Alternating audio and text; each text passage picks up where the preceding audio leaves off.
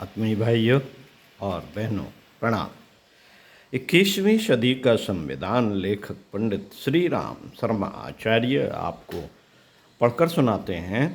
नवा सूत्र: अनीत से प्राप्त सफलता की अपेक्षा नीत पर चलते हुए असफलता को शिरोधार्य करेंगे। आइए सुनते हैं।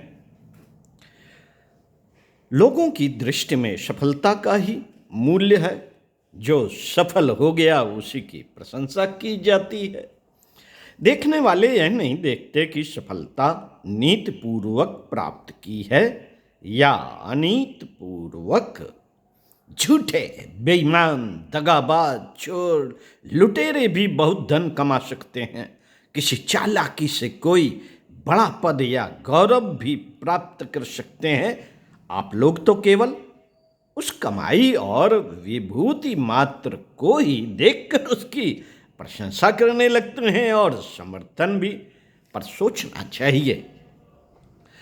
सोचना चाहिए कि क्या यह तरीका उचित है। सफलता की अपेक्षा नीति श्रेष्ठ है। यदि नीति पर चलते हुए परिस्थिति वश असफलता मिली है तो वह भी कम गौरव की बात नहीं है।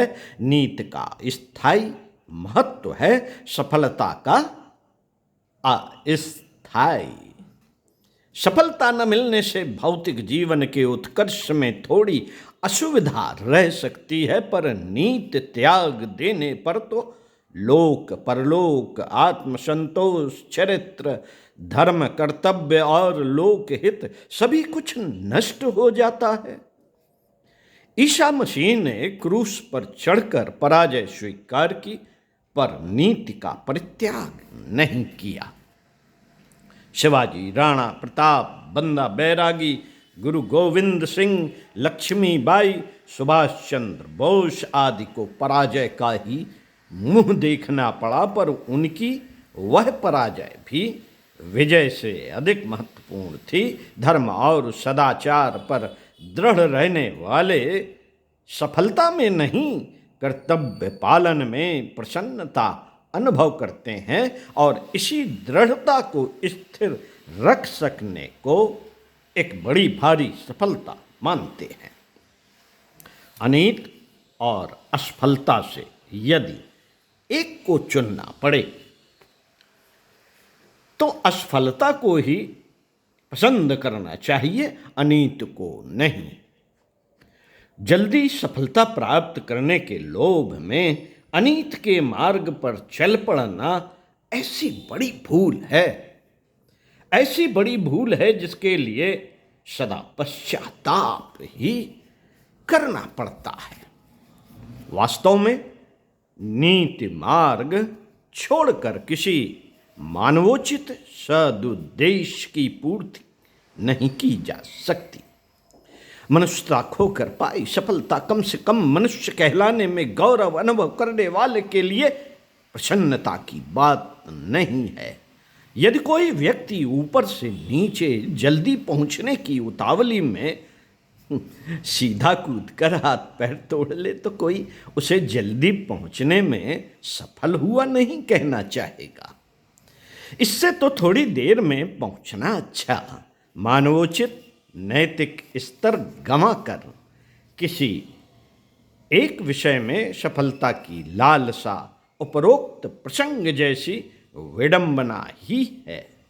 हर विचारशील को इससे सावधान रहकर नीति मार्ग को अपनाए रहकर मनुष्यता के अनुरूप वास्तविक सफलता अर्जित करने का प्रयास करना चाहिए। पौधे की जड़ में पानी मिलता जाएगा तो वह बढ़ता ही चलेगा। अनीत का पोषण होता रहा तो एक दिन दूनी रात चौगनी। अनीत का पोषण होता रहा तो वह दिन दूनी रात चौगनी बढ़ती रहेगी। अन्याय युक्त आचरण करने वालों को प्रोत्साहन उनसे मिलता है जो इसे सहन करते हैं। उत्पीड़ित चुपचाप सब कुछ सह लेता है। यह समझकर अत्याचारी की हिम्मत दौनी चागनी हो जाती है और वह अपना मार्ग निष्कंटक समझकर और भी अधिक उत्साह से अनाचरण करने पर उतारू हो जाता है। अन्याय सहना अपने जैसे अन्य असंख्यों को उसी तरह का उत्पीड़न सहने के लिए परिस्थितियां पैदा करना है। अनीत सहना प्रत्यक्ष आतताई को प्रोत्साहन देना है। साथियों, दूसरों को अनीत से पीड़ित होते देखकर कितने ही लोग सोचते हैं कि जिस पर बीतेगी वह भुगतेगा। हम क्यों व्यर्थ में झंझट मोल लें। एक सताया जाता रहता है, पड़ोसी चुपचाप देखता रहता है, दुष्ट लोग हमें भी न सताने लगें यह सोचकर वे आंखें फेर लेते हैं और उद्दंडों को उद्दंडता बरतते रहने का निर्बाध अवसर मिलता रहता है। 4 गुंडे 100 आदमियों की भीड़ में घुसकर शरे बाजार 1-2 को चाकुओं से गोद सकते हैं। सारी भीड़ तमाशा देखेगी, आंखें फेरेगी या भाग खड़ी होगी, कहीं हम भी चपेट में ना आ जाएं। इस भय से कोई उन 4 दुष्टों को रोकने या पकड़ने का साहस न करेगा। इस जातीय दुर्बलता को समझते हुए ही आए दिन दुस्साहसिक अपराधों की चोरी, हत्या, लूट, कत्ल, बलात्कार आदि की घटनाएं घटित होती रहती हैं। जानकार, संबंधित और जिन्हें सब कुछ मालूम है वे गवाही तक देने नहीं जाते और आतंकवादी अदालतों से भी छूट जाते हैं और दूने चौगने जोश से फिर जनसाधारण को आतंकित करते हैं। एक एक करके विशाल जनसमूह थोड़े से उद्दंडों द्वारा सताया जाता रहता है। लोग भयभीत, आतंकित, पीड़ित रहते हैं पर कुछ कर नहीं पाते। मित्रों, मन ही मन कुड़कुड़ाते रहते हैं। विशाल जनसमूह निरीह कहलाए और थोड़े से दुष्ट दुराचारी निर्भय होकर संत्रस्त आतंकित करते रहे। यह किसी देश की जनता के लिए, सामाजिकता के लिए भारी कलंक कालिमा है। इससे उस वर्ग की कायरता, नपुंसकता, भीरुता, निर्जीवता ही सिद्ध होती है। ऐसा वर्ग पुरुष कहलाने का अधिकारी नहीं। पुरुषार्थ करने वाले को, साहस और शौर्य रखने वालों को पुरुष कहते हैं। जो अनीत का प्रतिरोध नहीं कर सकता उसे नपुंसक, निर्जीव और अर्धमृत ही कहना चाहिए। यह स्थिति हमारे लिए अतीव लज्जाप्रद है, लज्जास्पद है। हम एक एक करके सताए जाते हैं। इसका एक ही कारण है कि सामूहिक प्रतिरोध की क्षमता खो गई, उसे जगाया जाना चाहिए। आज जो एक पर बीत रही है वह कल अपने पर भी बीत सकती है। दूसरे पर होने वाले अत्याचार का प्रतिरोध हम न करेंगे तो कोई हमारी सहायता के लिए क्यों आएगा। यह सोचकर व्यक्तिगत सुरक्षा की इस चपेट में अपने को भी चोट लगे, आर्थिक तथा दूसरे प्रकार की क्षति उठानी पड़े, तो भी इसे मनुष्यता के उत्तरदायित्व का मूल्य समझकर चुकाना चाहिए। इसे सहन करना ही चाहिए। शूरवीरों को आघात सहने का ही पुरस्कार मिलता है और वे इसी आधार पर लोक श्रद्धा के अधिकारी बनते हैं। लोक श्रद्धा के अधिकारी 3 ही हैं। नंबर 1 संत, नंबर 2 सुधारक और नंबर 3 शहीद, जिन्होंने अपने आचरणों, विचारों और भावनाओं में आदर्शवादिता एवं उत्कृष्टता का समावेश कर रखा है, वे संत हैं। विभिन्न परिस्थितियों को बदलकर जो सुव्यवस्था उत्पन्न करने में संलग्न है, अनौचित्य के स्थान पर औचित्य की प्रतिष्ठापना कर रहे हैं, वे सुधारक हैं। अन्याय से जूझने में जिन्होंने आघात सहे और बर्बादी को हंसते हुए शिरोधार्य किया, वे शहीद हैं।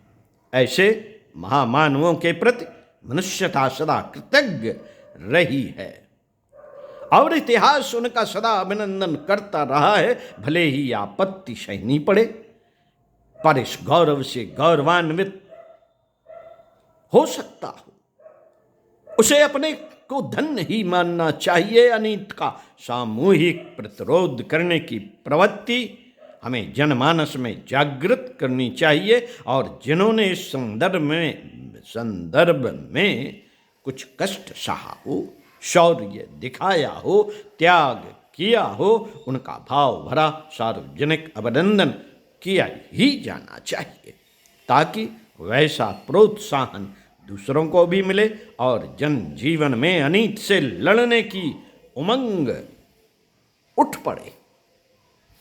मित्रों, हमें कई बार ऐसी बात मानने और ऐसे काम करने के लिए विवश किया जाता है जिन्हें स्वीकार करने को अपनी आत्मा नहीं कहती, फिर भी हम दबाव में आ जाते हैं और इनकार नहीं कर पाते। इच्छा न होते हुए भी उस दबाव में आकर वह करने लगते हैं जो न करना चाहिए। ऐसे दबावों में मित्रों या बुजुर्गों का निर्देश इतने आग्रहपूर्वक सामने आता है कि गुण दोष का ध्यान रखने वाला असमंजस में पड़ जाता है। क्या करें क्या न करें कुछ सूझ नहीं पड़ता। कमजोर प्रकृति के मनुष्य प्रायः ऐसे अवसरों पर ना नहीं कह पाते और इच्छा न रहते हुए भी वैसा करने लगते हैं। इस बुरी स्थिति में साहसपूर्वक इनकार कर देना चाहिए। जिसे हम बुरा समझते हैं उसे स्वीकार न करना सत्याग्रह है और यह किसी भी प्रियजन संबंधी या बुजुर्ग के साथ किया जा सकता है। इसमें अनुचित या अधर्म रत्ती भर नहीं। इतिहास में ऐसे उदाहरण पग पग पर भरे पड़े हैं। प्रहलाद, भरत, विभीषण, बलि आदि की अवज्ञा प्रख्यात है। अर्जुन को गुरुजनों से लड़ना पड़ा था। मीरा ने पति का कहना नहीं माना था। मोहग्रस्त अभिभावक अपने बच्चों को अनेक तरह के कुकृत्य करने के लिए विवश करते हैं। बेईमानी का धंधा करने वाले बुजुर्ग अपने बच्चों से भी वही कराते हैं। अपनी मूढ़ता और रूढ़वादिता की रीत नीति अपनाने के लिए भी दबाते हैं, न मानने पर नाराज होते हैं, अवज्ञा का आरोप लगाते हैं। ऐसी दशा में किंग कर्तव्य विमूढ़ होने की जरूरत नहीं है। आदर्श यही रहना चाहिए कि केवल औचित्य को ही स्वीकार किया जाएगा, चाहे वह किसी के पक्ष में जाता हो। अनौचित्य को हर हालत में अस्वीकार किया जाएगा, चाहे किसी ने भी उसके लिए कितना ही दबाव क्यों न डाला हो। आज की सामाजिक कुरीतियों के अंधानुकरण में पुरानी पीढ़ी ही अग्रणी है। बच्चों का जल्दी विवाह कर उन्हें स्वास्थ्य तथा शिक्षा से वंचित करना उनका मिथ्या मोह मात्र है। नम्रतापूर्वक ऐसे अवसरों पर अपनी हट असहमति व्यक्त की जा सकती है। दृढ़तापूर्वक स्पष्ट शब्दों में कह दिया जाए कि हमें किसी भी शर्त पर खर्चीला विवाह उन्माद स्वीकार नहीं। जब करना होगा तो बिना दहेज जेवर तथा बिना धूम धाम का विवाह ही करेंगे। देखने भर में यह अवज्ञा है, पर वस्तुतः इसमें हर किसी का केवल हित साधन ही सन्निहित है। इसलिए बुरा मान लगने पर भी कड़वी दवा की तरह यह अवज्ञा सबके लिए श्रेयस्कर है। अतएव उसे किसी प्रकार अनुचित अथवा अधर्म नहीं कहा जा सकता। साथियों, दोस्ती के नाम पर लोग सिगरेट, शराब, जुआ, सिनेमा आदि के कुमार्ग पर घसीटना चाहते हैं। ऐसे अवसरों पर भी अपनी असहमत को स्पष्ट और कड़े शब्दों में व्यक्त कर सकते हैं। दोस्ती का मतलब मित्र को कुमार्ग से छुड़ाना है, पथभ्रष्ट करने के लिए घसीट ले जाना नहीं। इसी प्रकार कई कर्ज मांगने वाले, भीख के लिए अड़ने वाले, स्वार्थ के लिए अनुचित कृत्य कराने के लिए दबाव देने वाले, अनीत का विरोध न करके चुप रहने का आग्रह करने वाले लोग आए दिन सामने आते रहते हैं और चतुरता पूर्वक अपने तर्क तथा प्रतिभा का ऐसा प्रयोग करते हैं कि अनिच्छा होने पर भी उनके प्रभाव में आकर वैसा ही करने को विवश होते हैं। ऐसे अवसरों पर हमारा साहस इतना प्रखर होना चाहिए कि नम्र किंतु स्पष्ट शब्दों में इनकार कर सके। इनकार, असहयोग, विरोध और संघर्ष, इन चार शस्त्रों से हम अनीत और अविवेक का सामना कर सकते हैं। सत्य और न्याय के लिए इन शस्त्रों का प्रयोग हमें साहसी, शूरवीर और योद्धा की तरह करते भी रहना चाहिए। पंडित श्री राम शर्मा आचार्य। ओम शांति।